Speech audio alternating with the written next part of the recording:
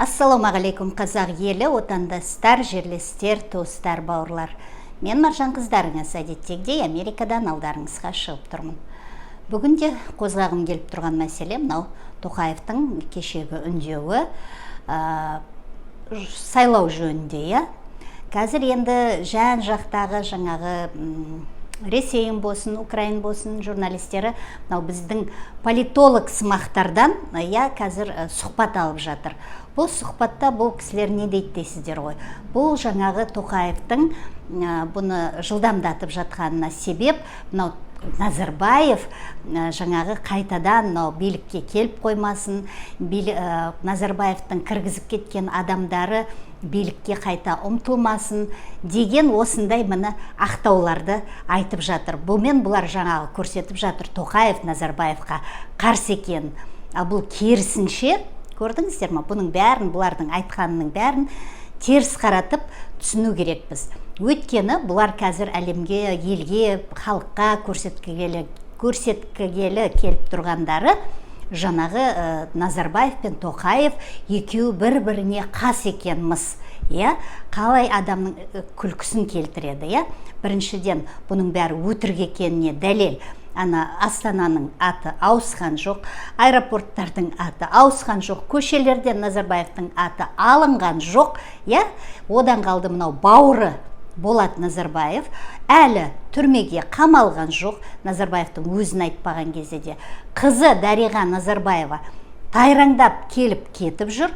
Біздің еші көзімізге күйік болып, халықтың көзіне күйік болып, бұл жаңағы турнирді өткізіп, баласының жаңағы еске алуын өткізіп жатыр. Баласының атынан турнирді өткізіп жатыр. Оның баласы Құдай кешірсін, әруағы баласының. Бірақ ол кім, қандай еңбегі сіңіп еді?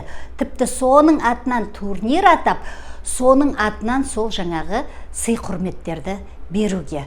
Көрдіңіздер ма? Бұл Дариға жаңағы баласының әруағын жаңағы мадақтағаны емес. Бұл қара халықтың, қазақ халыққа келіп көрсетіп тұрған сесі. Мені көрдіңдер ма? Не істедіңдер маған? Не істедіңдер менің әкеме? Біз қалай жүрдік, қалай өмірімізді сүрдік, солай сүріп жатырмыз. Мені солай әр қарай да өмірімізді сүре береміз деген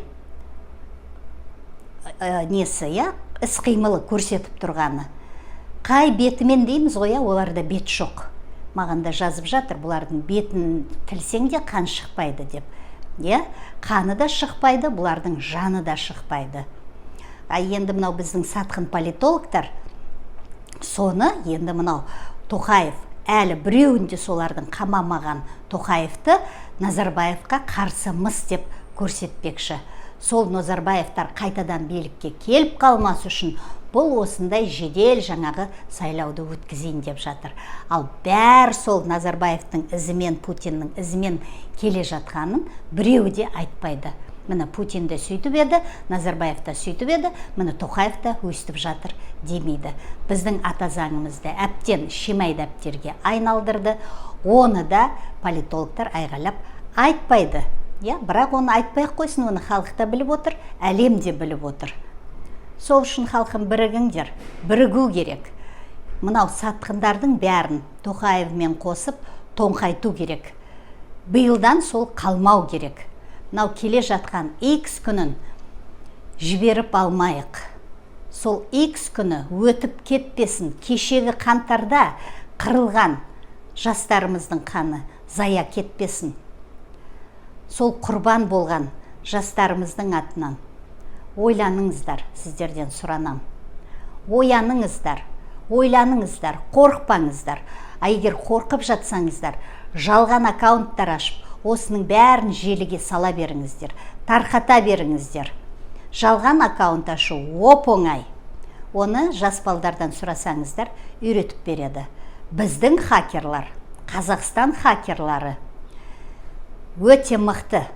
Оны жаңағы ресейліктер кіре бастаған кезде біздің хакерлар, біздің жаңа айтишниктер өздері осылай мақтанып айтқан. Енді қайда жүрсіңдер, хакерлар? Неге ең болмаса осындайда халыққа қызмет етпейсіңдер? Хакер дегенім, халқым айта кетейін, бұл жаңағы интернет желісіндегі шпиондар. бұл шпиондар да қазіргі күні билікке сатылып отыр. Өйткені билік бұларға емін еркін жұмыс істеткізіп отыр. Сол үшін бұлар халықтың сөзін сөйлемей отыр. Ал негізінде халықтан шыққан кешегі жалаң бұттар барып кедейшілікке төзбей, осындай хакерлік жұмыс жолдарға түсті. Сөйтіп халыққа өзі кезіндегі болған жалаң бұт болған ұмытып, қазір сол жалаң бұт халыққа қарсы шығып отыр. Сол биліктің айтқанын істеп, жалған ақпараттардан біздерге мынау шабуылдарын аңқытып жатыр. YouTube'та болсын, Facebook'та болсын. Ал халқына қызметін жасауға жарамай отыр. Бұлардан қулығымызды біз арттырайық халқым. Ол оп-оңай. Хакер болу да оңай. Жалған аккаунт ашу да оңай. Ашыңыздар жалған аккаунттарды, сөйтіп бәр жерде жарнамалаңыздар, жариялаңыздар. ОДБК-дан шығатынымызды, Евразия одағынан шығатынымызды, Ресейді еш жағынан да қолдамайтынымызды, Ресейдің Украинаға ашқан соғысына қарсы екенімізді, мына Тоқаевқа қарсы екенімізді, келе жатқан мынау сайлауға қарсы екенімізді бәр жерден насихаттаңыздар. Тоқаевты тоңқайтатынымызды, Тоқаевтың желкесін қиятынымызды, соны бәрін қорықпай насихаттаңыздар, айтыңыздар, халықтың басын біріктіріңіздер. Халықтың арасында жүрген өзге ұлт өкілдердің көзіне, тіліне, түріне, ұлтына қарамай ортамызға тартыңыздар. Ертең X күні солар ортамыздан табылатындай жағдай жасаңыздар. Қулықтарыңызды арттырмасаңыздар, кем түсірмеңіздер. Сөйтіп, X күніне дайындалып, X күні батырларымыздың жанынан табылуға дайын болыңыздар. X күніне сақадай сай болыңыздар. Бұдан әрмен шыдауға болмайды. Бұдан әрмен шыдасақ, бұл мүмкіншілікті жіберсек, онда өмір бақи құлдықта кеттің деген сөз қазағым. Ойланыңдар, ояныңдар. Алға қазақ елі.